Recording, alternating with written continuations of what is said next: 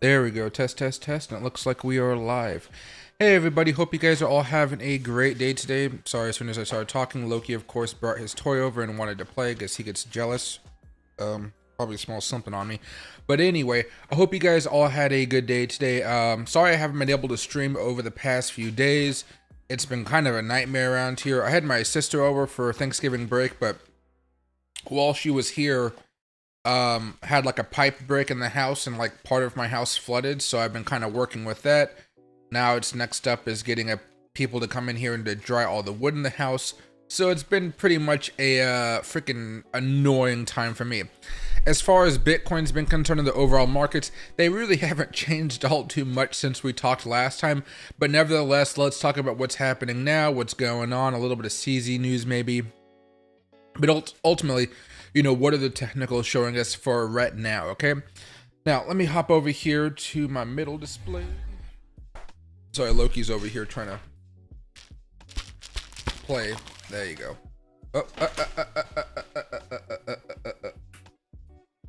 Well, there Loki goes. Taking off my headphones. There we go. All right. There you go. Sorry about that. But, excuse me. But anyway, guys, let's take a quick peek here at Bitcoin and what she's doing, because overall it's been pretty an abysmal time. So over the past week, it's been really more of a day trader's market. We've talked about this a little bit, but even some of the larger day trading moves, they really haven't happened on a lot of the tokens that we talk about. I'm sure if you guys were looking at some of the smaller market cap plays, you saw some pumps of maybe up 15-20% or something like that. But a lot of the small or the larger market cap altcoins, they really didn't have that big pump that we were thinking about, or what I was thinking about more specifically. And so we really didn't have too many opportunities to actually go in and buy.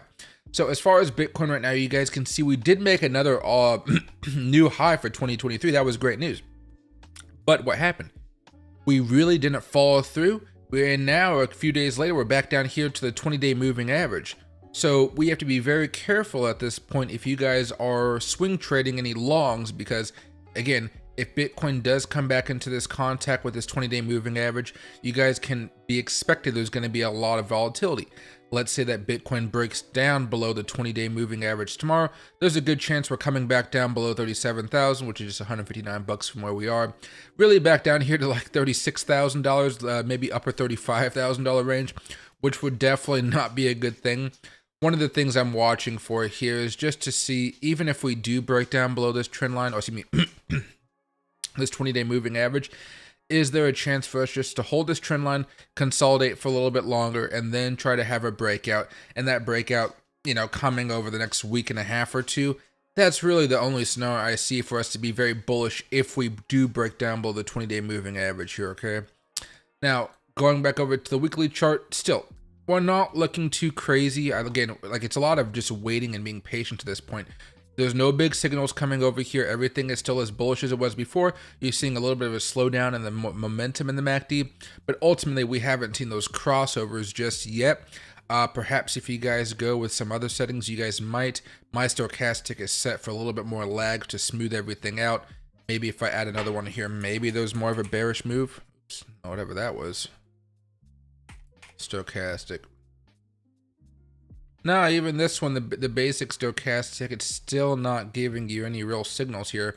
Maybe on the daily chart, yeah, a little bit right here, a little bit. Most of these signals have been big lags. It tells you to buy here, then it dumps.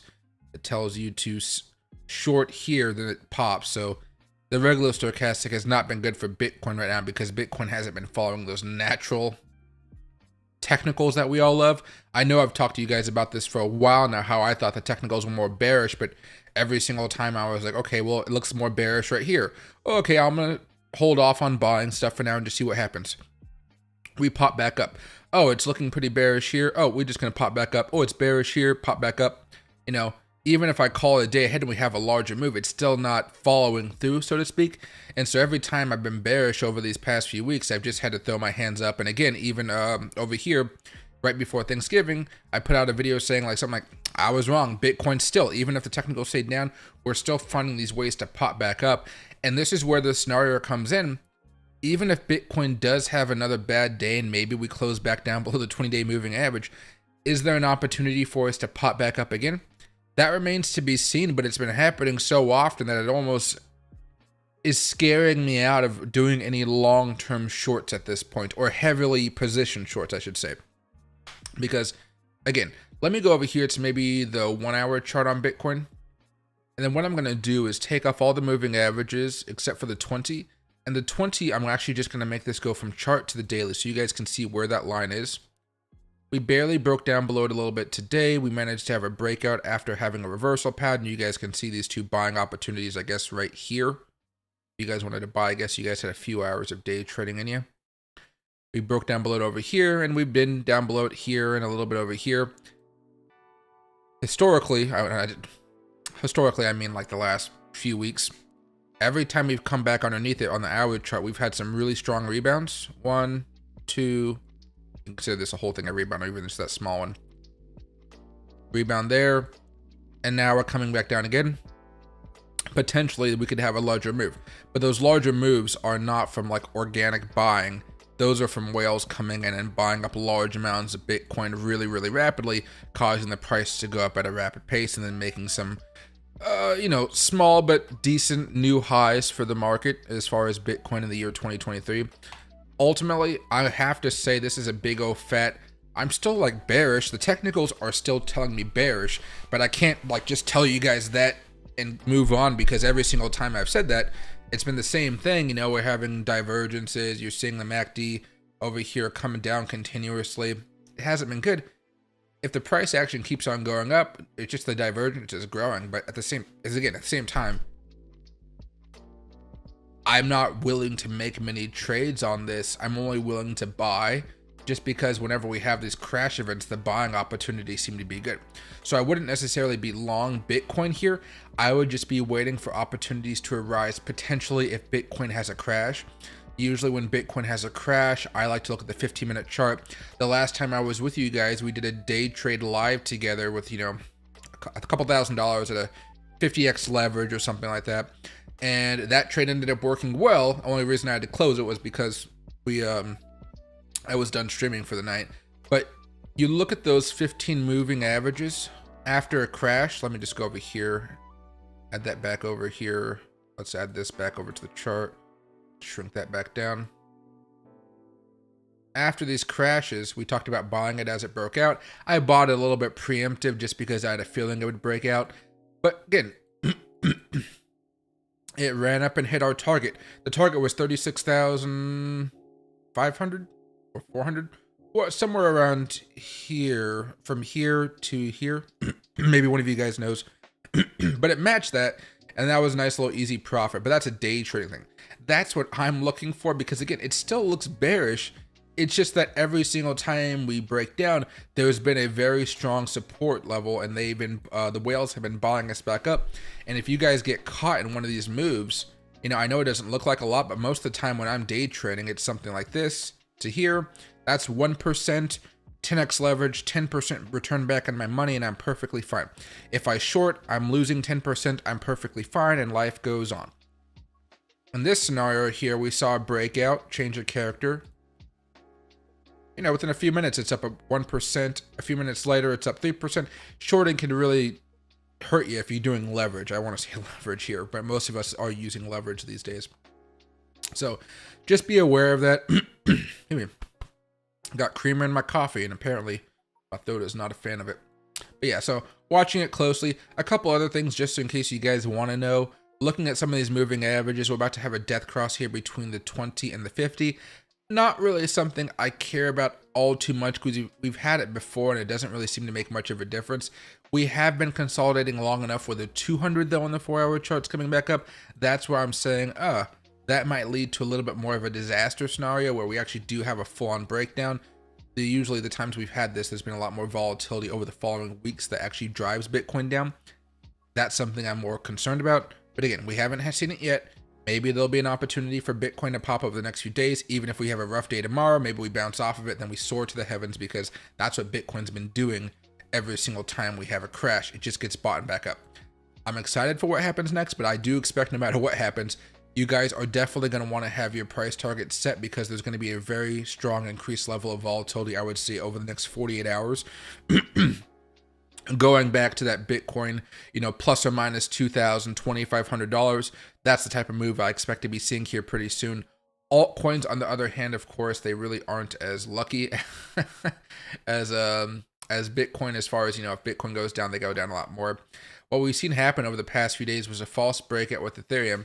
Tried to break out, came back down, broke back down, and now we're meddling with the 20-day moving average as well. Ethereum, most other altcoins don't watch the 20-day moving average as much, like I've said before, so it doesn't really matter too much. But you guys are seeing, again, we're coming back into this consolidation zone. I don't think Ethereum is a disaster right now, but I've already seen complaints on people on Twitter talking about how they're selling their Ethereum because they're afraid it's going to crash. Again, Bitcoin would suggest it wants to come down, but every single time Bitcoin's done it, it's popped back up, and you can kind of see elements of that from what Ethereum is doing at this moment in time. Over here, a little bit more bearish on the oscillators, a little bit more bearish than Bitcoin, so sometimes Ethereum leads the way. At this point, I'm just waiting to see what happens with Bitcoin and the overall trend line. Things like Dogecoin, still breaking out, still on this uptrend, still looking okay. Hasn't come down over the past few days like a few other altcoins, but, not great, not bad, but still, I would say thumbs up rather than thumbs down. Let's go over here very fast. Things like ADA, consolidating, XRP coming down quite a bit. XRP was kind of sad because it actually did have I don't know if I would call this a breakout. This is one of those things where, yeah, it's a little icky. Close to a breakout. It's more of a sideways trend now. Maybe it can consolidate and move a little bit higher here. That could be something. I think for members, I talked about Matic and how I was hoping it would break out. It didn't break out. It came close. Today may be the day for a breakout, so I'm watching it. But again, waiting to see what happens with Bitcoin. And see, it's breaking down below the 200 moving average on the 4-hour chart. And you're looking at, all these death crosses coming up. Doesn't matter too much here. Over here it mattered. Over here it helped. Over here, wow, it's kind of sad. It went up and then it went down. A lot of the times it just means a lot of volatility, not really giving you the direction. So perhaps if I angle this up just a little bit more, maybe that'll give us a little bit more wiggle room. No, it never really had a full breakout on the daily chart, which kind of sucks. I was hoping this one would make it. Things like BNB, let me go back over here to the daily charts. Definitely giving up some ground. Bitcoin Cash, giving up some ground. We have talked about this one already, about the opportunities here. It's still getting into that zone. We've had one opportunity there. Maybe you guys will have two. Looks like most likely if Bitcoin does break down, it'd be heading back down to 184, which would be a huge jump. And this is where that long-term bearishness kind of settles in after a really good opportunity of seeing Bitcoin really pump up. And this is something I want you guys just to not freak out about. But, even if Bitcoin comes back down here to consolidate at 34,000, 34,000 is a lot better than what we were dealing with a few months ago in September when we were at 26,000, 27,000. Just so you guys understand, we're still making progress here. It's just if these opportunities that arise when Bitcoin breaks down, those are your swing trade buy-in opportunities. We're just waiting to see if we actually get it, because every time we think we're getting back into that zone, which is like right here, we end up ricocheting really, really rapidly and not giving ourselves an opportune time to buy up as much stuff as we want to. And I have a feeling we're all a little bit greedy here. Ethereum Classic coming back down slowly. Let me get rid of all these Fibonacci levels. We don't really need to see all that crap on here.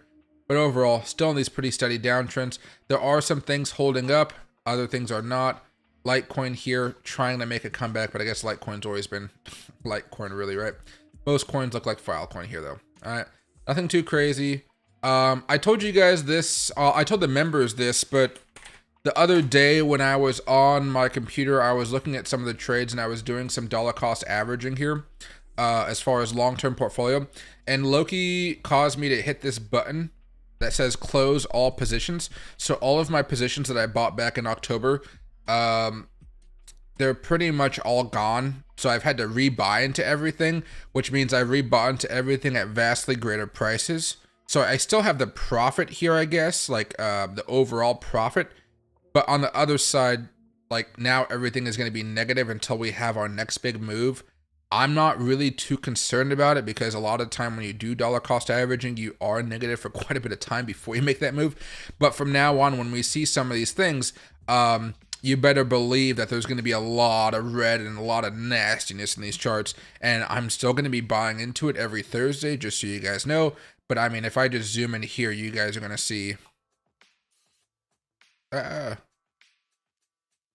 down 112%, Bitcoin down 1.5%, Cell down up 6%, DYDX down 25%, Clay down 9%, LEO down 14%, Neo down 5%, One down 5%. There's some ups in here, but most of them are down.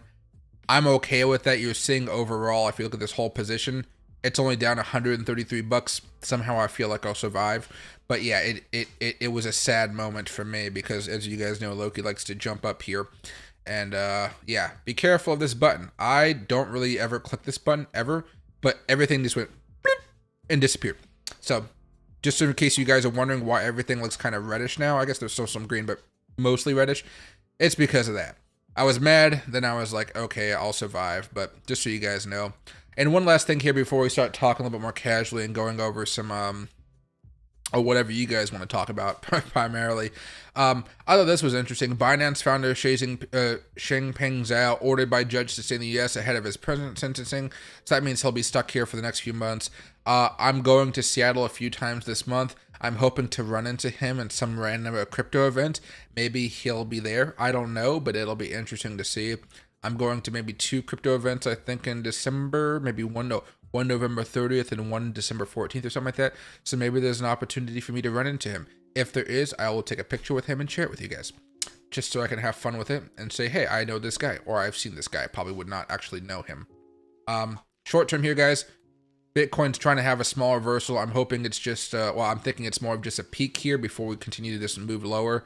Just keep an eye really on that 20-day moving average. It's really just going to cause a lot of chaos for us. If we close down below it again, I'm not entirely sure we're going to have that big pump, but every single time I've thought we were going to continue to move down, hasn't really worked out. Even when we came crashing back down here, everything's been very, I don't know, all over the place, I would say, right? And hey, Haram, I'm your god, and Nicholas, hope you guys are all doing good. And hey, Larry, I kind of gave up on the puts. We don't know how long until the ETF. I'm waiting on the news first. What do you call it? It's a good thing you only bought one, I think it was. I don't know, me being me, I probably would have just moved it over to YOLO and kept on holding it.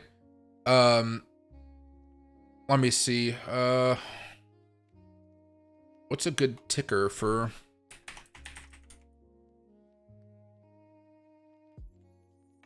MicroStrategy. Let's see, we really haven't done much over the past week. I'm wondering if... Yeah, I'm still banking on it. This is a January one I think you got before. Yeah, we'll see if it manages to come back down or not. Hopefully, well, hopefully I'm right on. I don't really have a stake in it though. There we go.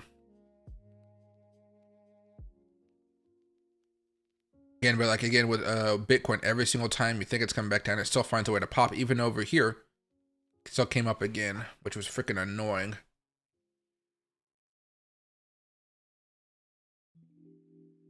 Oh yeah, just the one contract, yeah.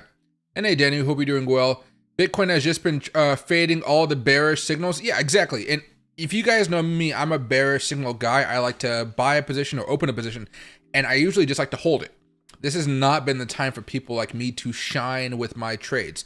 The one live trade I did with you guys was a day trade, and yeah, it made me some money, but it was still a day trade, not a swing trade. Everything I'm looking at right now, as far as some of these technicals, right? You can see that divergence. We're making new highs when the MACD is making lower highs. So you can all see that bearish divergence. Usually I'd be like, hey, the bearish divergence is going to win out, or the bearish MACD is going to win out. But I mean, how long can I say that if we keep on going up? You know, there's only so far it'll go. And then it's not like the MACD has turned green. We had one right here. I didn't really follow that signal all too much because of the way it just kind of didn't look too nice to me. Plus, you're seeing the way the chart was looking at, and that didn't look nice at all. But, you know, still, it was a little teeny bearishness, a bullishness and everything, and I still didn't. It's so hard to follow everything. You guys go over here to the stochastic. We're having a bearish sign here, and I was like, oh, finally, some bearishness. Oh, right, the MACD is a little bit more bearish. Maybe we have something. We come back down, whoosh. Within like 1 day, or let's say within 26, 27 hours, Bitcoin's launched up almost 10%. If you see that happen multiple times, like once here, We had another big drop here, then another big pump over the next few days, then another drop, another one. What in the world would cause you to swing trade in this environment when you, like I said, the only thing you can really be doing is day trading at this point, which sucks again because I like day trading. I've been actually putting out a few more trading strategies out for you guys, and they're pretty darn simple ones, but they're pretty effective. I just think that the easy thing for you guys to do is to fine tune them to your own charts, and I've been making some AI videos about that as well, which you guys have been watching, which I appreciate that. But I'm going to be doing a whole series on smart money strategies. So it'll be smart money concepts plus MACD, smart money concepts plus the stochastic, plus the CCI, whatever.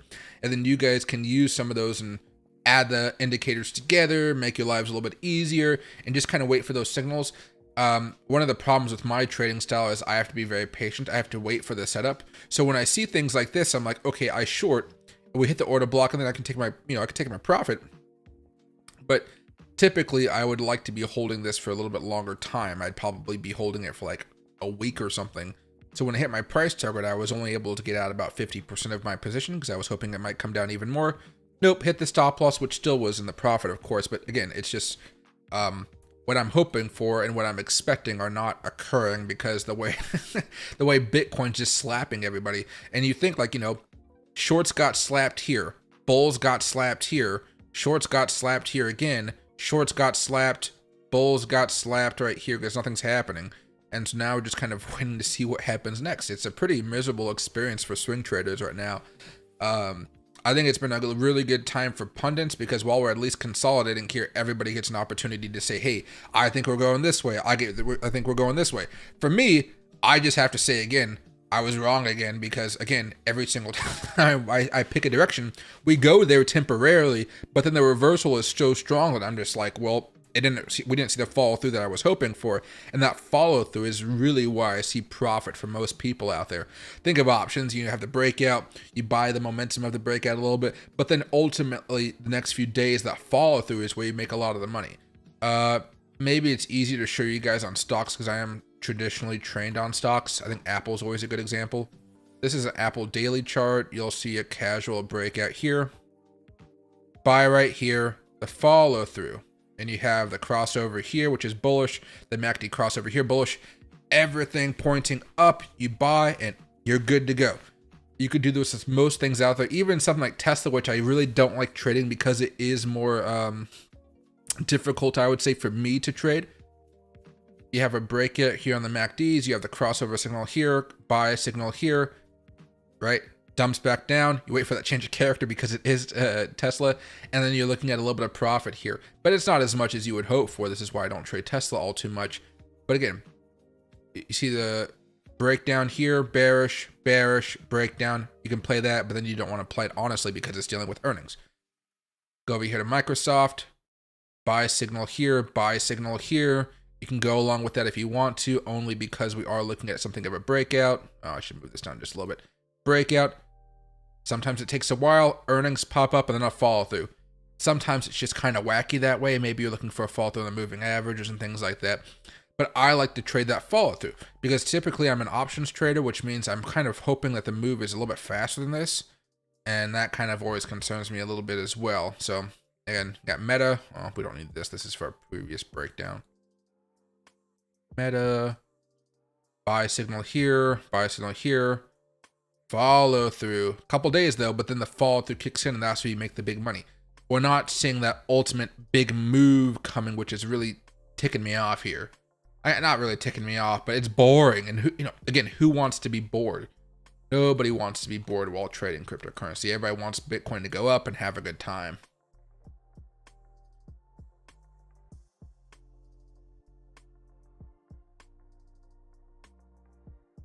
What's right here? Eventually the party has to end though. Oh yeah, but I mean, when is it going to end? I mean, I've been thinking it's going to end for like the past 2 weeks here. We really haven't made relative new highs in the past 2 weeks, but at least it's been good for day traders. The bounce made me nervous looking to buy lower. Yeah, I just wouldn't be buying Bitcoin at this level just because every single time it's really just been not a good time. It hasn't been a good experience, let's say that. Although every single time Bitcoin has these big crash days, it seems to be the time to buy because every single day we have this ricochet, which goes back to that example I showed with you guys on Thursday when I did the live trade. I was like, Okay, let's buy the 15-minute chart and see where it goes. Now, again, it was a day trade. I wasn't really hoping for anything magical out of it. Crash, buy here right as it's breaking out above the 20 moving average on the 15-minute chart. It's my favorite thing to do. I let you guys know this a lot of times. Keep on going. Up to daisy we go. The thing about this is I do this because I like this particular play with the 20 moving average. It has nothing to do with me expecting it to go back up to 37,000. Remember, my price target was way back here because I didn't know if we were going to actually have that for a reversal. You go back over here to the 4-hour chart, if I can find it. When this actually occurred, that buy signal didn't occur until here or here. And to me, that means it really didn't happen until here, which means you could buy, came back down a little bit. We eventually made a move up, so those things were like validated, but you can see how that would have hit my stop loss in a heartbeat.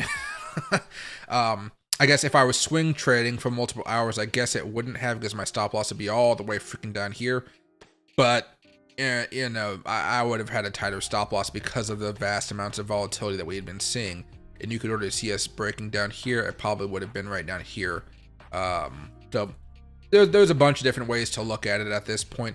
Mine is to still just be sitting on my hands here and doing a little bit of day trading as I see fit. At this point, you guys look at that 4-hour chart. Resistance here at the 50, a little bit of resistance incoming at the 20. You guys know how I feel about things getting squeezed. You have an opportunity to guess which way. We're not being squeezed right now. If we don't break back above this 20, we're most likely going to be forced back down here, in which case we're talking about a squeeze between the 200 moving average and the 50, or more likely if we do get pushed back down to 20 and the 200. My fear here again is we're too close to that 20-day moving average, which would mean that we'll most likely just break down below this, so it wouldn't be a good buying opportunity. But I would say we still have a, you know, within 24, 36 hours, we're going to have some more volatility. Probably the next 24 hours, Bitcoin's going to either be down $2,000 or up $2,000. I'd probably say down, but I've been saying that for a while. So even if I say down, it doesn't mean like literally at the end of the 24 hours, we're not above where we were, because these crashes and pops have been happening so darn fast. Give me one more shot at 26,000. That's going to be hard at this point. I think it'll happen eventually. I don't think Bitcoin's going to be able to sustain all this. I think eventually after the news, Bitcoin will have a pretty big crash. People will freak out again, but it'll be a great buying opportunity. It really just depends on how the overall stock market does, I think. The tech sector is just on fire right now. Microsoft hitting all-time highs, Nvidia hitting all-time highs. I think eventually we're going to have that cooldown period. It'll suck Bitcoin down with it, I think. We'll have to wait and see. Just in case you guys are wondering, this is also something you guys might want to look at. I'm not really concerned about this one right now. In reality, I'm just kind of watching this order block, not so much these trend lines here. I'm still shorting responsibly. There you go. But they haven't been making it easy, to say the least. Yeah, you kind of just have to have that stop loss and just leave it alone. At this point, if I was to make a trade, I'd probably like to go short. And then it would be something so small though, because again, every single time we have these dumps, I just don't feel comfortable. I would say something, if I'm shorting at 37,200, I would probably look to short this down to, let's go to the 1-hour chart.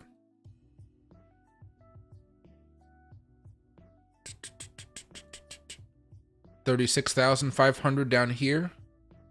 And what's the 4-hour look like here? I mean, as far as what I'm seeing here, I'm about to see a bullish crossover there and a bullish crossover here, so I don't even feel comfortable shorting even at this level here. So daily bearish here, it's still bearish here. It's too much choppiness for me. I want to see consistency across a lot of the time frames. I'm just not seeing it right now. A little bit of, yeah, even over here, I don't really follow them when the crossovers happen in the middle. It's too much sideways. Oh, you can see the sideways action, can't you? Buy here, all you had was like 4 hours to make profit. But again, common sense would dictate you don't want to buy at a heavy level of resistance, so you wouldn't really be following that all too much, regardless of how crazy of a move that was. All right, let's go over here. Yikes, man, you got some good entries on those entries on those alts. Blur went up like 2 to 3x. Yeah, I know, it's okay. It really sucks to see it all go down, but I was still able to sell them for a profit. So the profit is still there, but now we're just going to be looking at it like a whole bunch of red. And, you know, at the same time, like I said, it's a good learning experience. I mean, maybe to not have your dog be able to jump up on your desk, maybe that could be something. But a lot of the times when you do dollar cost average, you are going to see your account go down. And I think that's just a way to look at it. Unfortunately, now you're just going to see a lot of red indeed. And hey, Trav, I appreciate that quite a bit. What do you call it? A lot of people have been watching that video. I need to figure out a way to make it go into the rankings. If you guys ever want to just like support my channel or anything like that, if you guys go over to YouTube, let me see if I can find it here. Let it load. There you go. If you guys go over and type in something like Trading View Tutorial. Yes. And you scroll down and find one of my videos, I appreciate if you guys click it and watch it. Now the Trading View one is definitely a longer one, so you guys don't have to do that. But what do you call it? Anytime you guys click on one of my videos anywhere, if you guys see it and you click on it, it promotes it to more people. So what YouTube is looking for as far as what I'm learning from the algorithm right now, which is always grateful, I'm always grateful for you guys, is click on a video, watch the entire thing, and all of a sudden YouTube starts pushing it out to a lot of people. I think that's what's been happening to my last video. Let me see if I can find it here for you guys, or one of my videos. Now again, I'm not somebody that expects a whole bunch of views. What's this one? Yeah, like this one. Only has like 794 people, much more than my average like day-to-day update videos. But you can see it's getting picked up a little bit more, and it's going on a little bit higher than my average videos because you guys are clicking on it and watching it the whole way. And then it's telling me that, hey, people like this. So I'm going to try to make more videos like this. But this is a strategy video. I need to make more strategy videos for you guys. I'm hoping that they end up working out. If not, I can change them up a little bit. But the strategy ones seem to have the best vibe to me.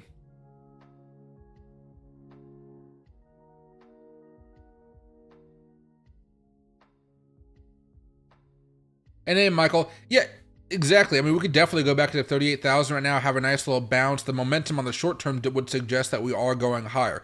It's just that longer term trend that I just keep on looking at. I'm like, yuck. Let's see. And hey, Michael, it's mostly day trading right now. That's what I said. Swing trades, you can't, there's no follow through. There's no follow through whatsoever right now for going swing shorting. Unless you have a short term target, I guess it would be.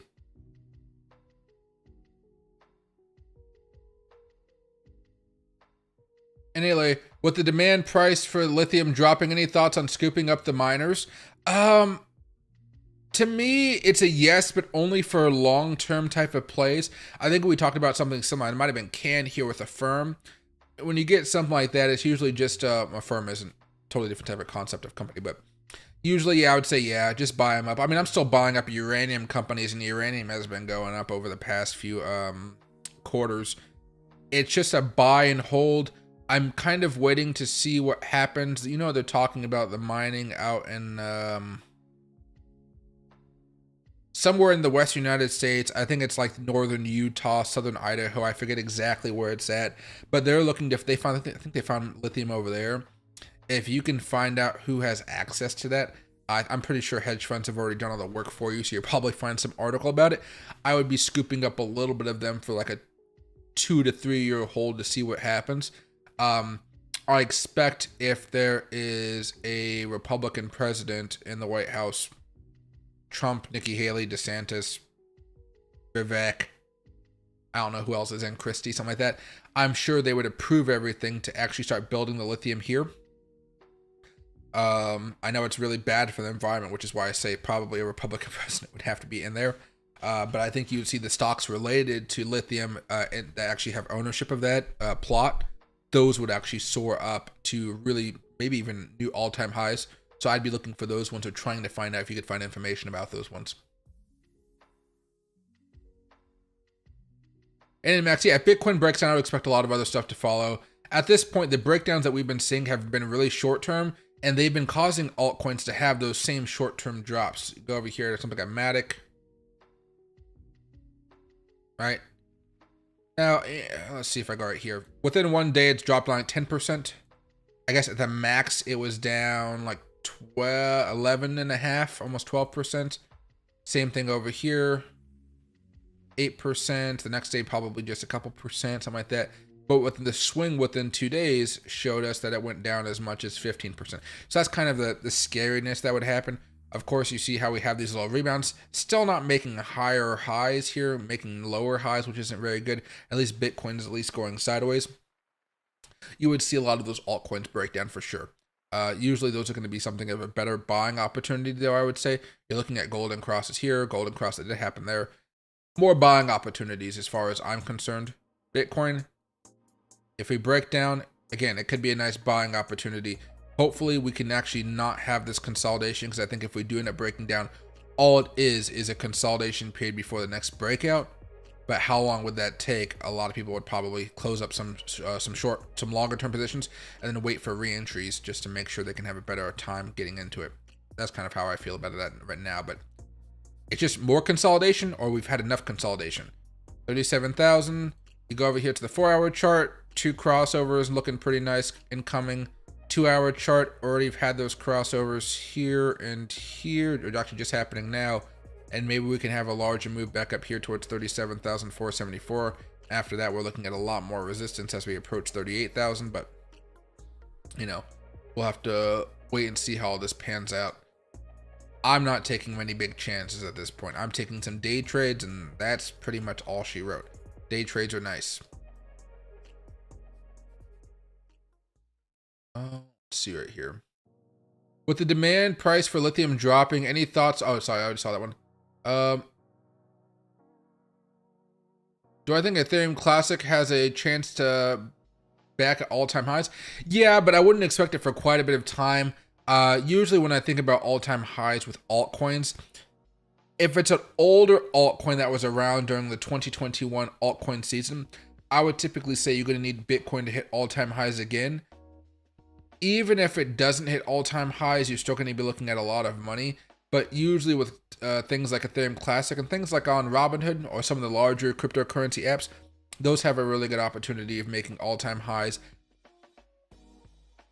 I'd be curious to see how much into institutional money goes at those points, though, because I don't think institutional money will necessarily flow into altcoins, maybe a select few, but the majority of it will go into Bitcoin. So if Bitcoin is making some really ludicrous all-time highs, you'll see altcoins really follow along as the globe really tries to pump into this thing. But again, yeah, it'll take some time for all that stuff to occur. You were talking specifically about Ethereum Classic. Monthly chart.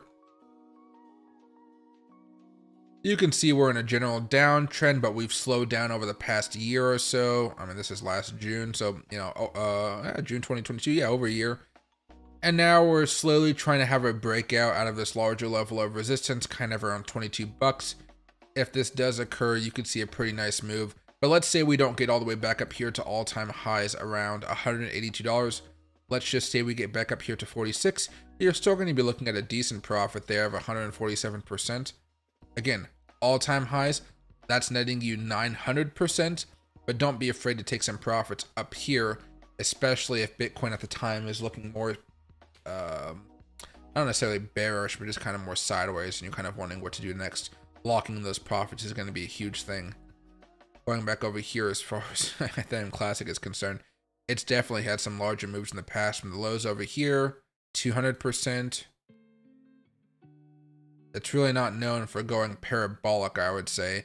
And I'm not entirely sure why that is. You know, there are a lot of other altcoins over the last few months that have had some really good moves. Ethereum Classic has really just been more stable. Go from the low, let's just say this low right here from where we pumped up with Bitcoin. 50%. It's good, but there are some tokens out there that have had some like really crazy rallies. Maybe the last 30 days here. FTX, okay, let's ignore FTX, but that's 187%. Celestia up 171, Casp up 149, Thor up 130, and these are all on the front page of top 100 market caps, right? Blur, which we bought, which I used to have, now I have it, but it's down. Gas, C, you know, all having Avalanche, Ghost, Solana, PancakeSwap, KuCoin Token, Oasis, AR, a lot of stuff has had better returns than that. It's not like it's necessarily a bad knock on Ethereum Classic, but I think it's something where I just allocate a certain amount for long-term holding, and then the rest I really put towards a lot of different coins, because I'm hoping that other coins are going to have a much better time with the multiples. Like year to date, Caspa's up 2,000%, INJ's up 1,000.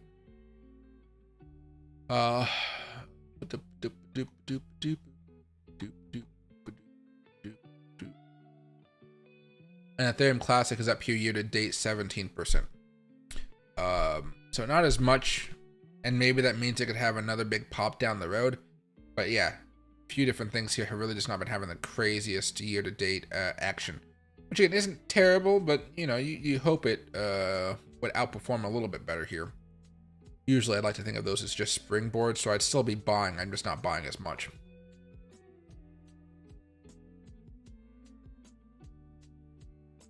And I'm hoping Bitcoin can continue this move up higher here, but I mean, so far we're actually looking okay here. I really just want to have Bitcoin on the 50-minute chart, and I just want to have this set for 20. So instead of that, let me go over here.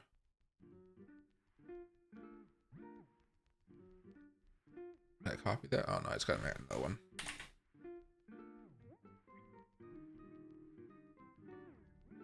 Let's go back over here. 20 green thick, and this one is only going to be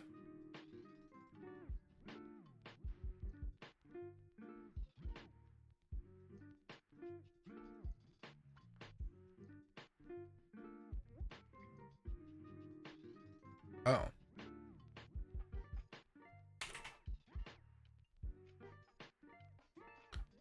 Why is it doing this to me? Moving average.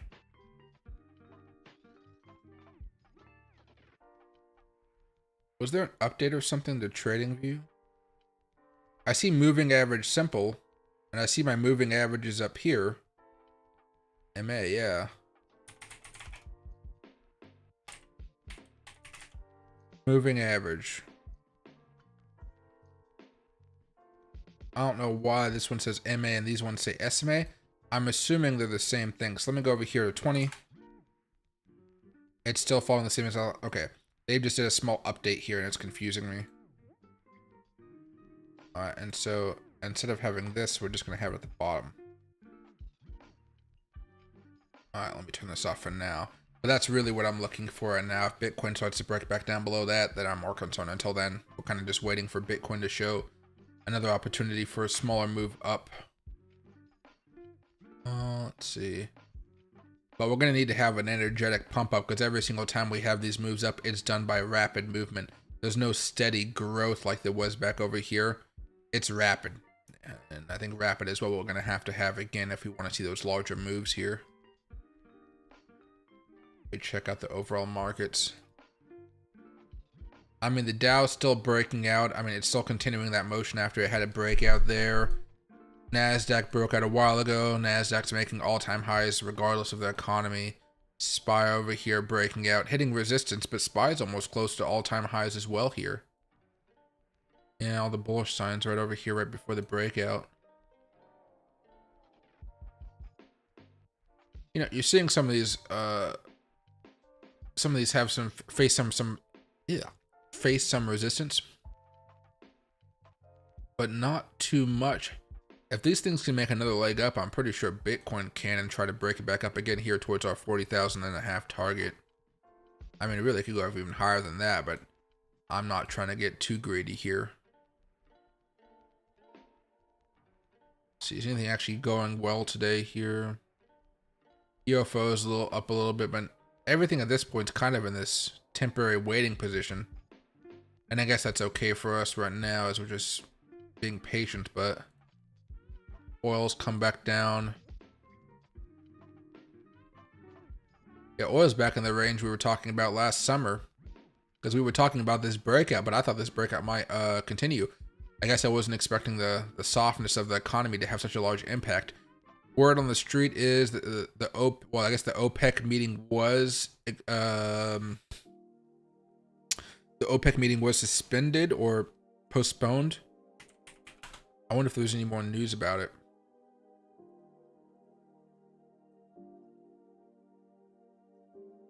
$11.27.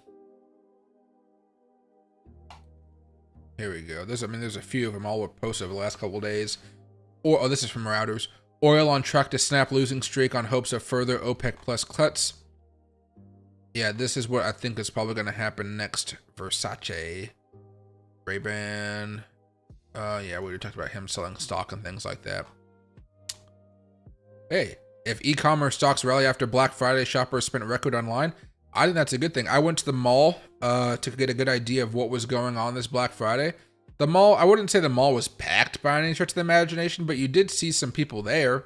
I bought a gift for my sister there just for Black Friday because she didn't have a lot of money because she's a college student. So it's supposed to have a lot of money. But I bought her a gift. I bought myself some products for my scalp because it's like freaking cold.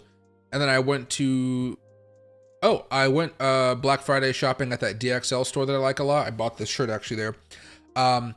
But I was able to talk with the staff over there. They were kind of busy, not crazy busy, but nice and busy. I talked with, I think their CEO was there. He was a really nice guy.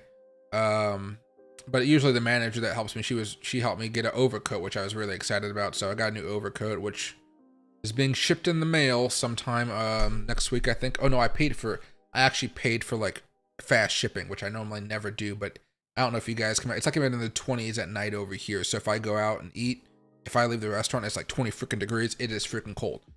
So yeah, Washington State's freaking freezing right now. Let's see. NAC mining stocks a good buy.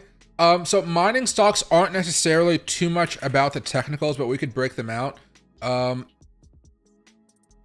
So it's in a big level of resistance right now. There's not really a buy signal that's really here at this point. I'm looking at the weekly chart, not really much of a buy signal. Day chart, not really much of a bullish move here. It's been pretty volatile though. Let me just go over here to Finviz very fast and just make sure it doesn't have any like short, small floats and stuff like that. Short float small. They're not profitable, which is a problem. But what are they drilling for? They're in Canada. That's something. Drink my coffee. Why am I drinking caffeinated coffee at 7:14? I went to caffeine withdrawal last week and I don't want to do it again. Let's see.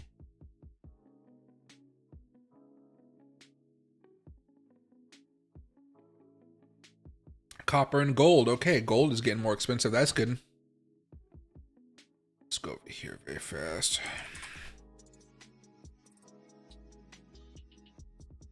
Yeah, gold's been going back up a little bit. I mean, I think gold can break out here, which is really weird because the way the stock market's moving, you wouldn't expect gold to necessarily be popping off here. You expect everybody to be buying into the market.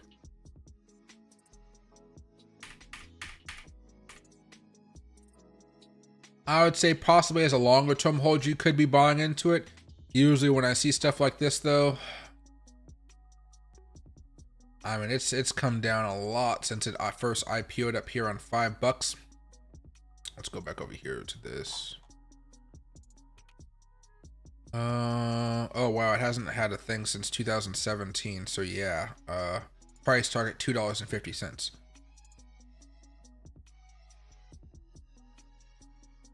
Else. Royalty.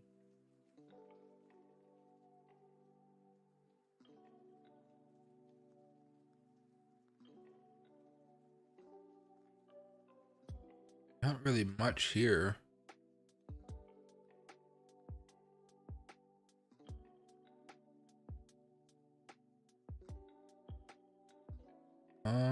No, I don't really see much here that really would make me want to be all in on it. Maybe for something more of a swing trader, you're really hoping for them to achieve something. If you wanted to buy for a longer period of time, I would say that if they have any news releases, that's probably the best thing here. And you'd actually want to do fundamentals on this type of company and see exactly what's going on. ChatGPT can help you with that one as far as fundamentals and kind of reading some of their past earnings reports. Issues correction, to comment on future plans. Initial advance under second tranche amended royalty agreement.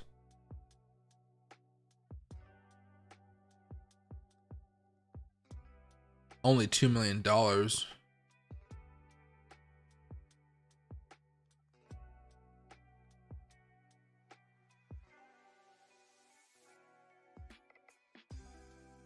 Yeah, there's not really much to be excited about long term here, but if you start to see it getting changed up, maybe it might be something. If since gold's going up, I guess you could be more long it. I would have tried to long it back over here when you had those initial buy signals. Now things have gotten a little bit more choppy here. If you're gonna buy, and I don't think it's necessarily a terrible idea to buy, I'd want to be holding this for at least a couple months, and then I would try to recuperate my profit. My stop loss would be somewhere around 25 cents, kind of on this bottom of this point. Until then, let it ride, and I think you should be able to make some profit out of it. But you know, if you have a really good day, don't be afraid to sell out of this quickly, and then leave a little bit to kind of see where it goes on in the future. Is that trading view chart you do trading on the also? Oh no. So I like trading view. I will praise it all the time. I do not trade on trading view. I will look at the technical analysis. I have multiple windows, so I have like the ability to do this, and then I will pull another software up. This could be I don't know if you guys can see this somewhere. Where'd I put it? Thinkorswim right here. Oh, it's behind my head. Thinkorswim. I'll open that up. Or if I'm using crypto, I'll open an app on my phone, or I'll go to things like a fairdesk.com, a BTC exchange, whatever it may be, and I will trade directly from there. I like doing it that way because whenever you see an exchange, it's nice to kind of have an understanding of like how much Bitcoin is there at resistance, how much is there at support levels, because when you start looking at something like an altcoin, like let me go, what's had the least amount of traffic here? Okay. If I go over here and let's say I only have a balance of $544, let's say I do a $200 trade at a 25x leverage position. Okay, that's going to be, or if I buy or short, it's going to be 38,000 OGN. You see how this wall right here is only 1,000? So if I bought, I would not be doing marketing. I would try to do maybe 1285. Actually, let me show you this very fast. I'll lose a couple bucks, but let me see. Maybe I can. Yeah, we'll see. All right. Watch what happens here, because I don't even think. I'll click on this, and I'll hit short. And you're gonna see my position. It's just there. Now I've made this massive wall out of this. I want to be able to see that on here, or you know, I want to be able to see that while I trade. I can't see it if I was looking at it on a trading view chart. So I will do all of my technical analysis on this, or Thinkorswim, but Thinkorswim is only for stocks. It's not for cryptocurrencies, which makes a big deal, of course. And then plus, trading view just looks nicer. It's much easier to move around. TradingView is definitely an older software, and I don't think Schwab is going to update it since they just bought Thinkorswim or TD Ameritrade. But yeah, so you can see the wall's been opened up. It's now there. You can see how there's a lot more walls right here now all of a sudden. That's actually the exchange trying to put a barrier so I don't manipulate the price. And now if you go down here, you'll see that my position is down $3. And so if I want to close this trade, basically what will happen is if I were to do a quick close, it would actually drive the price up and cause a pretty crazy wick, and then it would come back down. That would make me lose a lot of money. If I were to do a quick trade and another type of exchange, maybe like a Binance, which I guess is kind of on the twipsy part right now, you would see the walls be a lot stronger here. Sometimes it really depends on just how much traffic. This is like the worst case example because I looked literally for the worst thing I could find on Fairdesk here, but that's how I look at it. So now what I have to do is I have to go over here because I'm losing money on the trade. I have to go advanced close. I will close this at 0.9, I guess. 100%, confirm. And now you see that all this buying going in right here. I'm waiting for my position to close and nobody's buying it. Normally I would not recommend ever doing this, but this is just like a lesson. This is why I want to see what's going on, because hardly ever will an exchange's data be actually used on TradingView. The majority of the data you guys are going to be using is going to be from Binance, I believe. So now that that position is closed, yeah, it's closed. We go over here, X out of that one. If you type in any type of cryptocurrency out there, I know you guys probably can't see this because I'm at 100% zoom. What's a cryptocurrency? Spell token. Most of the time it's going to be on Binance, because Binance has the liquidity to make the charts look nice. Go to a Binance chart. This is a 5-minute chart. You see how it kind of has some semblance in it? You know, it looks okay. There's nothing really crazy going on about it. Sometimes if you look for a spell token under another name, like maybe BitGet or something, it looks just a little bit uglier. That's actually not too bad. BMX, not too bad. Actually, spell tokens maybe getting some volume here. Blowfin? No? I'm not finding a good example using this one here. So, I mean, BitGet's the best one I can show. It's just not flowing as much. But I don't think necessarily that's a horrible thing. Oh, here it is. Spell token Polynex. There you go. That's what it'll look like, and this looks like absolutely nothing, am I right? Even the 15-minute chart, hour chart, there's just not much happening. So you don't really want to trust this data. That's why my big concern with Binance is, sure, Binance is going to pay a bunch of fines and stuff like that, but I don't want to lose Binance. A lot of money flowed out. Most money will probably not come back until a few weeks from now when people feel more confident about it. But if Binance goes, it affects so much more than Binance. And again, you look at any major exchange, even go over here to KuCoin, which is not in America anymore, but still a really big one out there. Oh, I know you. Back in the day, things like this, a lot of their charts were all based off of TradingView charts. If you go over here to markets, and I just go over here to trade, margin trading, or I don't know how they do their trading, but you can see that this is all TradingView. So you can see what everything looks like, all yada yada yada. You go over here to Bitcoin. Back in the day, they didn't have KuCoin. So if you don't see your exchange right here, they might be using Binance's data or OKX's data, things like that, which isn't necessarily a bad thing. But if Binance goes down, it would be a bad thing, because then they would have to adjust to maybe KuCoin or something, which may be just slightly different than what you're used to. It can maybe make you lose a little bit of money as you kind of adjust to the differences in the charts. I don't think it would be disastrous. It would just cause a lot of chaos while the shift is being implemented.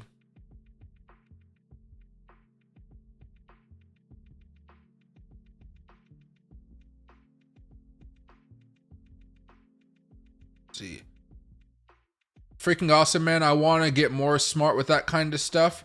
Yeah, it kind of happens over time. I've been using TradingView for years now, and as a, I guess what you want to call me, a YouTuber, teacher, or whatever, guru. No, I make fun of gurus, so I can't consider myself a guru, but I'm using the software for like hours and hours every day, and even I don't know every single thing you can do with TradingView, but I know a lot about it. But I mean, heck, they upgrade this thing every now and again, and I forget exactly where things are. Now, their trading side doesn't really get updated too much, but if you go over here to home, as far as TradingView is concerned, you know, they got all the products and stuff like this. Screeners, oh boy, they have a lot of stuff. And like crypto coins and ETFs, these things are getting newer and newer to me. But this crypto coin, when I'm kind of watching it closely to see if they can ever rival CoinMarketCap, because right now you guys know all I do is I go to coinmarketcap.com, I go over here to my filters, and I adjust everything as needed for the coins that I want to look for. So market cap of under 500 million. Apply filter. I hate pushing that apply filter for every single change. And I want the price to be less than a penny. You can have it less than 10 cents, a dollar, whatever. And then, you know, you go over here and you click show results. Maybe you guys want to have a certain one, and you guys are looking for different opportunities to buy. You know, like, ooh, look at that. Pepe's up almost 2,000%. And you're kind of just looking for plays. Year to date, baby Dogecoin, you know, Telecoin, things I've starred in the past, Dogelon Mars, MLV.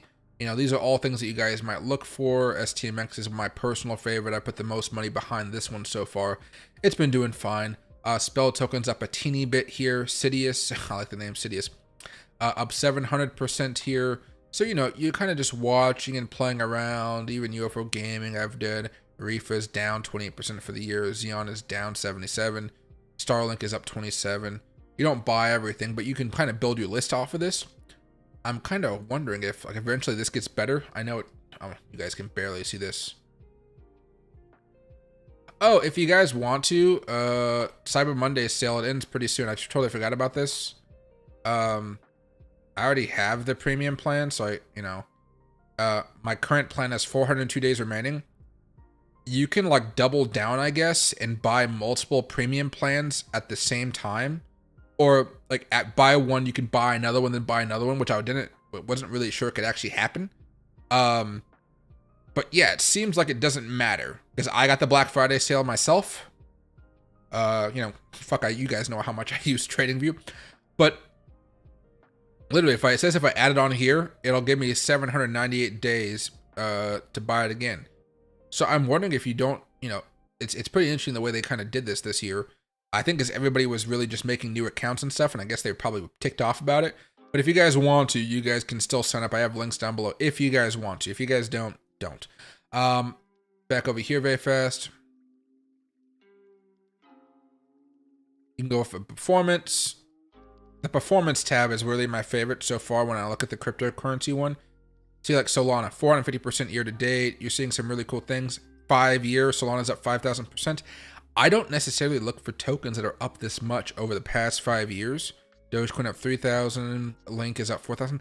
I normally don't look for those types of tokens, which is one of the reasons I'm hoping this gets better and better and better, because there are some cool tools in here. But again, I use this a lot. Beta, you know, they're still adding new things in here all the time. Even the economic calendar can be pretty cool, but the economic calendar, there's too much information. It's all over the place. But let's go over here. Market cap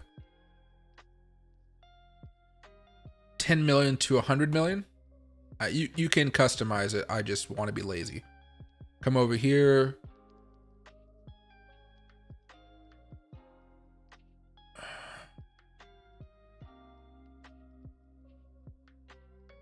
Addresses with balance. This is interesting. See, this is the type of stuff where I'm like, look at TradingView making some plays, but they just do a really bad job of promoting this type of stuff. So it takes some random guy like me making a tutorial to really push it out, when in fact they should really push it out themselves. But I mean, I don't mind. Somebody's gonna look for it, and if they do, my video will be there with my face like, hey. But yeah, so you go over here, you look for some stuff, and you're seeing what can I find. You know, year to date, what are we looking at here? Ascending. As normal, a lot of shit has gone down the hill, and this is where you see a lot of the shit tokens at. Again, $100 million market cap, what do you expect? On the other side, descending, 2,000%, a lot of thousands of percents. I try to find something in here maybe between 100% and 1,000% and see if I can go up higher. And then, of course, you're looking at these market caps, like 31 million, 45 million, 17 million. Still a long way to go, so you can still make some good stuff. So let me go over here. It'll open up the chart. Let's open this one up. Let's close these up. And then you do a technical analysis, and you kind of see where it goes from here. Here's a weekly chart. You can see where it opened up in November 2022. Came back up, had a massive spike. What the hell is that? I think that was a glitch or something. Who knows? But, you know, it's kind of making new highs, and it's having a good trajectory. If I can find a place to buy this, I'd be happy to do so. For me, I mean, you could see over the last week, this thing's been pumping while Bitcoin has not. Since it had a break of structure, it's up about 73% just like that, 6 days. But then, of course, this is where CoinMarketCap comes in, ACX.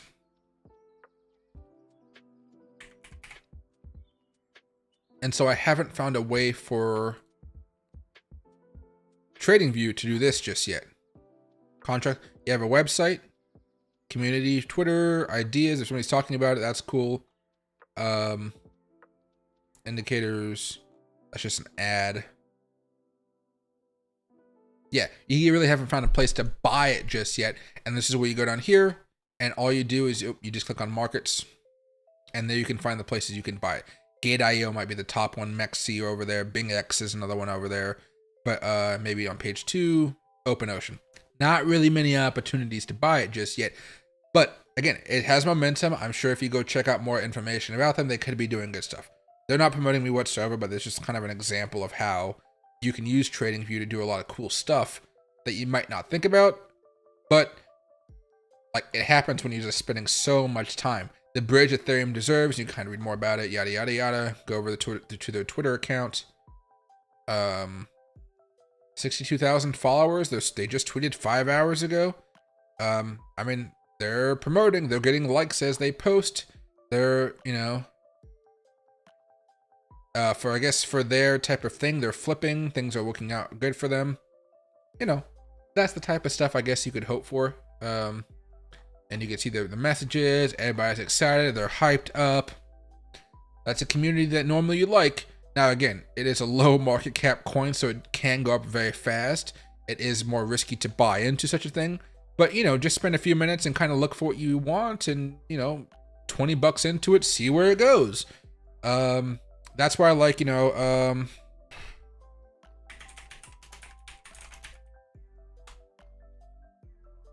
by date. Okay. So like if you buy Apple,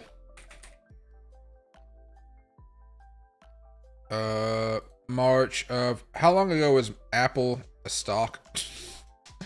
Let's go monthly chart.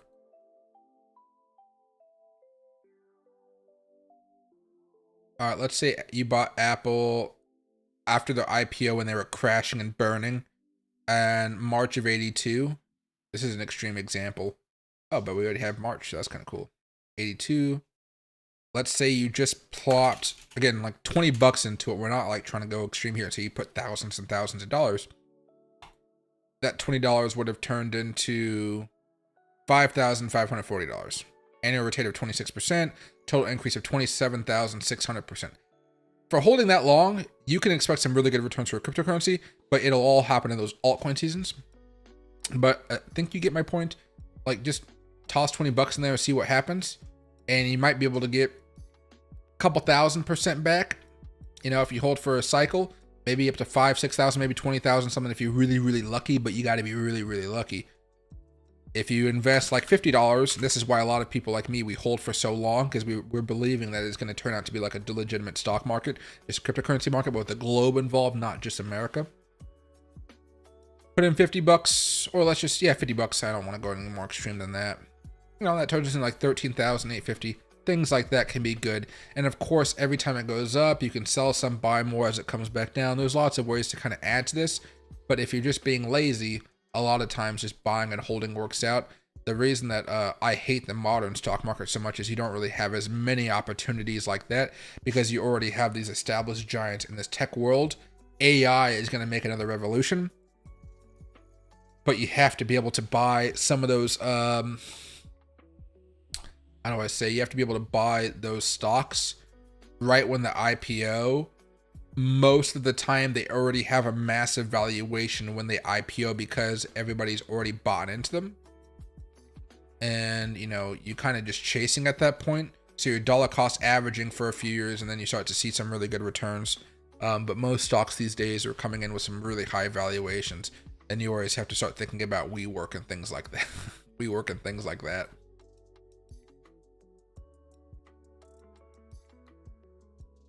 Do I ever use Kraken? I used to use Kraken. I love Kraken, but unfortunately Kraken is not available in the United States. If I go back over here and just show you what I just did a few minutes ago. Oh, no, you said Kraken, sorry. I have not used Kraken's platform all too much. From what I hear, they have a solid one. I need to test it out. Right now I'm testing out crypto.com. And then next I'm going over to Kraken. I don't want to diversify my money so much, so I'm like testing here, do a few trades, and move it over there. They're under another lawsuit right now, which kind of sucks, but they seem to be the gold standard of what regulators kind of want.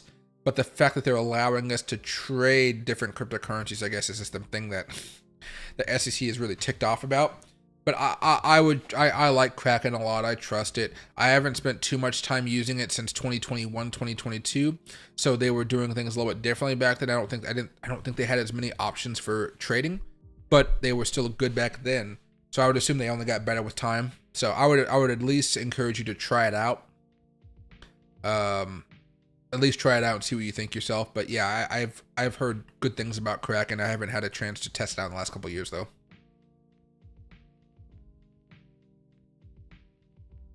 Thoughts on AAP stock? It's been down the past 6 months. Advanced Auto Part? Damn, what happened to them? Whoa, they're below COVID lows. They're back to the lows we haven't seen since 2011.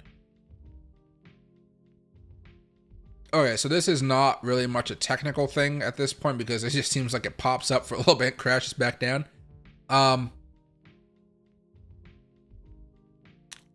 Yeah, what happened to these guys? Let me do some snazzy work over here. Let me take a sip of coffee very fast.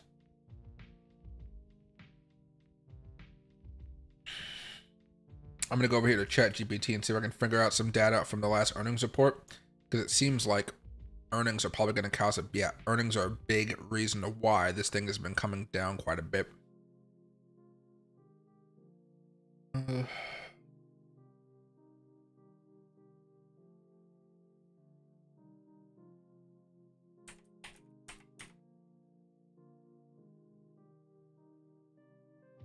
I have one already. Sweet. Okay.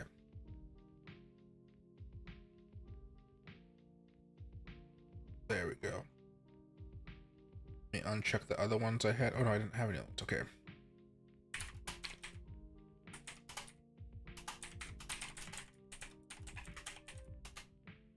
AAP and tell me what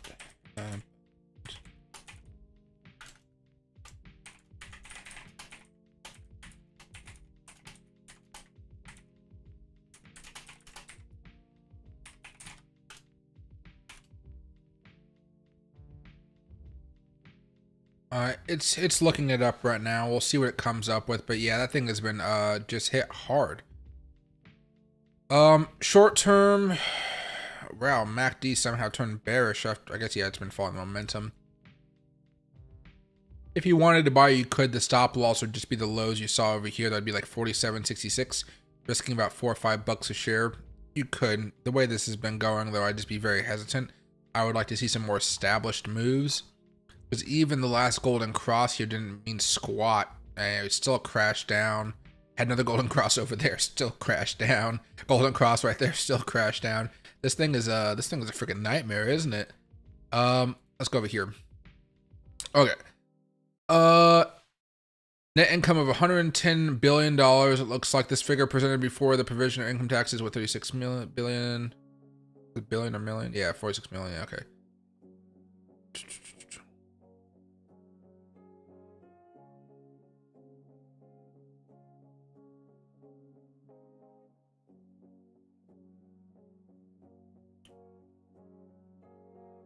This hasn't really given me any good data. Not really telling me anything here.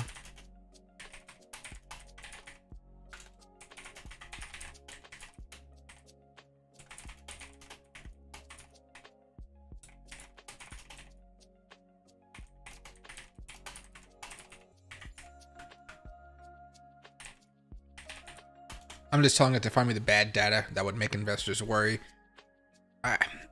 I usually always have to do this, but I always have faith for whatever reason that's just going to tell me what I want on the first try. Yeah. What might cause now? Okay, here we go.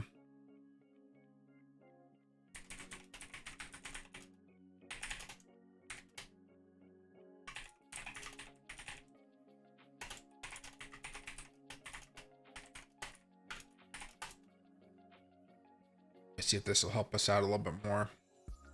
Maybe just going to GPT-4 and not using the plugin might help out a little bit.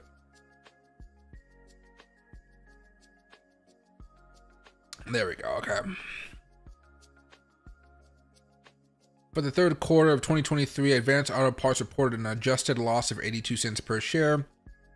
The report quarterly earnings of $2.84 per share fell short of the Zacks consensus estimate, so it's below estimates. The guidance was lowered even more.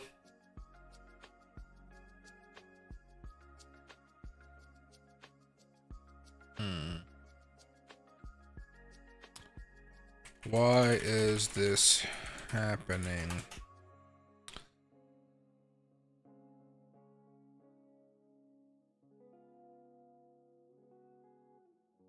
No.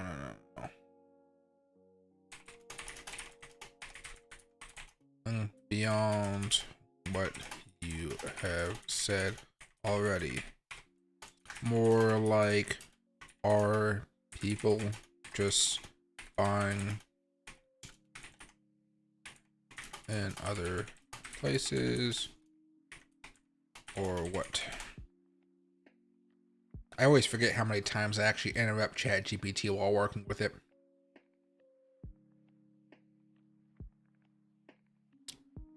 No, see, it's saying could. It's saying could, which means that it's all just bullshit made up by ChatGPT. What is causing it not what could be? Use search if needed. Oh fuck, I pushed the back button here. Yeah, there we go. ChatGPT is kind of frugal with its brain power, which is kind of stupid because we pay for it, right?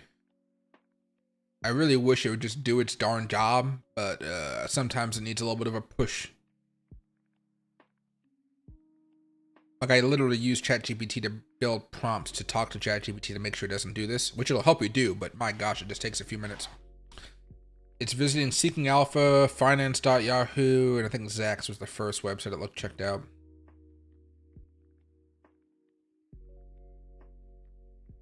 It's Alphabet Street, or Alpha Street, excuse me.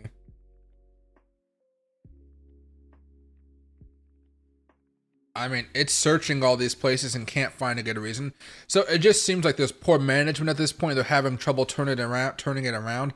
I wish I had a better understanding of what exactly is happening. I'm pretty sure if I maybe just use Google myself and not rely on this ChatGPT, I might have a better understanding. CNBC actually has a good story here. I mean, they're down 4% after hours. Oh no, they're up a little bit after hours. They were down 4% today. Ugh. They even have a dividend and they're still, my gosh, yeah.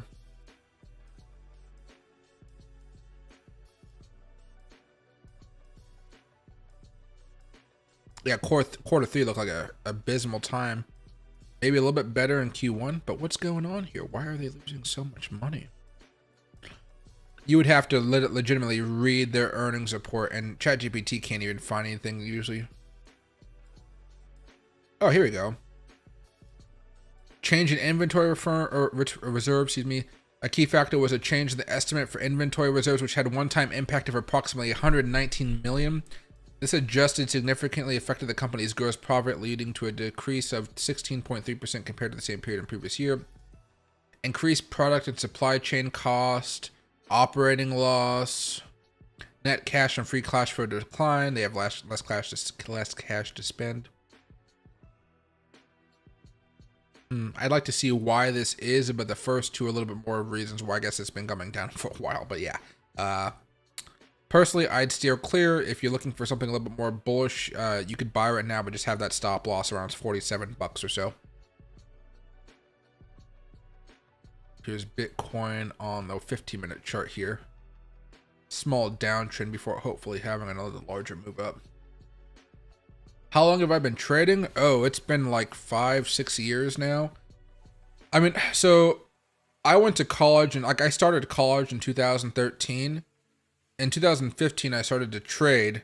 Then like maybe a year and a half, 2 years later, I became good enough to like do it full time. Um, yeah, I would say around there. And then 17, 18. I didn't really go full time as far as like I was making full time money, but I wasn't just, I had another job because I wasn't entirely sure how to do benefits and stuff like this because nobody ever explained it to me. Maybe, heck, I still don't know how to do benefits really.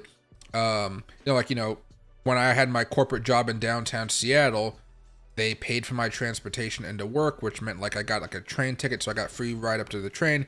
They paid for my Uber rides from the train station to my downtown office. They gave me a cell phone stipend, which I used for a second work phone. You get a lot of nice little perks and things like that. Now that type of stuff I don't really need if I'm working from home, but health insurance is very nice to have when the employer provides it. Matching 401ks is very nice to have and things like that. And so I had a job up until maybe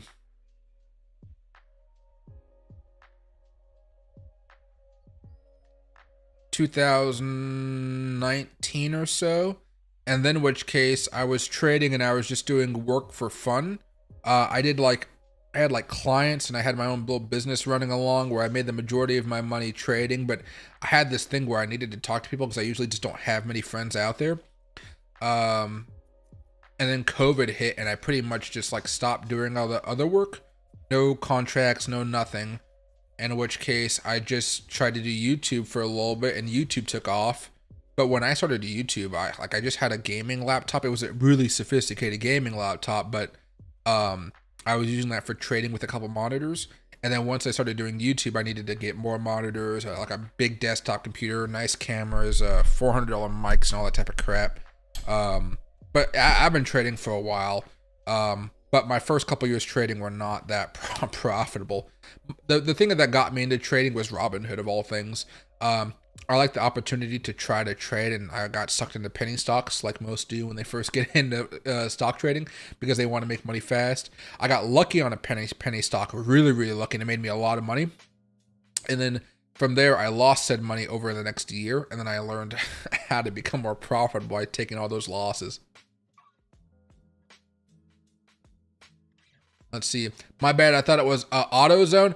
Oh no, AutoZone's a little bit different. That's Advanced Auto Parts. Definitely a little bit different here. I'm good. Look at it though. Yeah. AZO.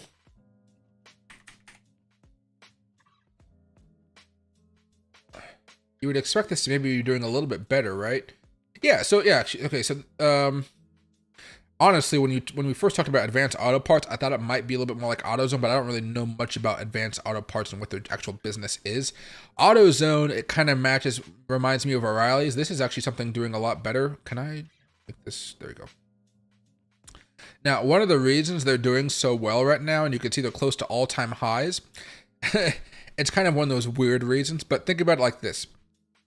Right now, everything is just so damn expensive. Our government can't stop itself from overspending and not raising taxes to kind of meet those spending needs. So what happens in a high inflation environment or just an environment where things are tough, people typically don't go out and buy new vehicles. So there's lots of older vehicles on the market, and what happens? A lot of people are selling their used cars or buying used cars. Whenever you have a used car that's been running for a longer period of time because there's less newer cars in the market, they tend to break down more and you need those parts. So people, instead of buying a new car, they will have to maintain their current car. And so that requires parts. Then people usually go to AutoZone to buy those parts. Even if they go to a mechanic, a lot of times the mechanics will buy their own parts from an AutoZone so they can upsell mark up the price and then sell them over to you for even a higher price. I learned it the hard way because I was buying some specialized lug nuts for my car in Montana, and the mechanic said he needs some special lug nuts, or I bought some lug nuts that I knew were going to do the job, and I brought them over to the guy. I bought it from AutoZone. I brought him over to the guy at the mechanic. He says he couldn't use my lug nuts because they're not approved, and so he would have to go to the store and he would have to go order them specifically. So I took them back down to the AutoZone, and I told the AutoZone clerk what had happened, and he was like, "Well, that doesn't make any sense. He buys his parts from me." And, you know, you see it all the time. But basically, AutoZone's still making money. The mechanic's making more money, but I'm getting I'm getting fucked over here. But that was back in Montana. So that's basically what's happening with this one. At this point, I would not be buying it just because, you know, we're at a big level of resistance, close to all-time highs. I typically don't like to buy things like that now.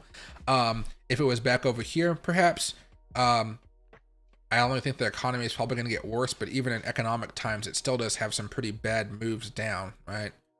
Back over here to, you know, 2008 still saw it come back down a little bit. I'm a bit more bearish on the economy, but I think as far as a dollar cost averaging, this is something I'd hold for quite a bit of time. AutoZone's always been a really good company. They've been managed properly. Really, like, don't think of it as like an executive. When you go into AutoZone, they all kind of have a system and they all do it very, very well. And their mechanics usually, or their workers usually know quite a bit of stuff. It's rare that I go into an AutoZone and somebody is like completely like clueless if I say, hey, I need a belt for 2012 or 2013 or whatever Ford Fusion. They will know and I can go put it in the car myself, or I could pay them and they'll tip them $20 or something like that. Really, really simple. But that's what's going on with AutoZone. I wouldn't necessarily buy it right now unless you maybe have a confirmed type of breakout. For me though, I'm looking at this, the weekly chart, not really much. The daily chart, really not much here. Just getting rejected at this point. Maybe if you want to buy a consolidation down here and wait for the next breakout, that might be something, but usually AutoZone for me is something more of a longer term hold, and I'd be a little bit cheap right now and just wait to see if you can get a little bit cheaper price.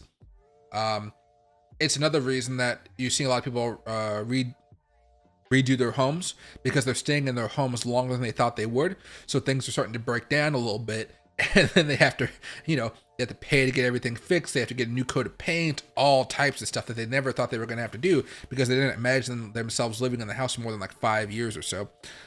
You go over here to something like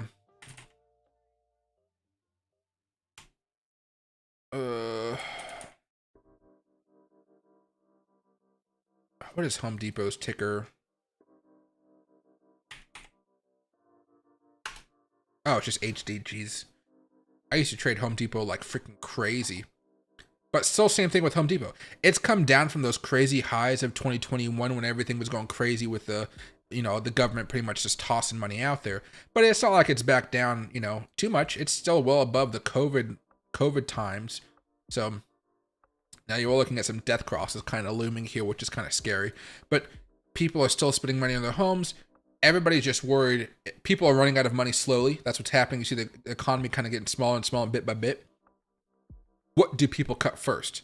Big house, like the new kitchen seems to be something somebody might cut off first, well before putting food on the table. But you know, even things like Walmart, they're still doing fine, all-time highs. They're eventually going to come back down to earth if we have a bad economy, so to speak. Back over here to an hour chart. Oh, there we go.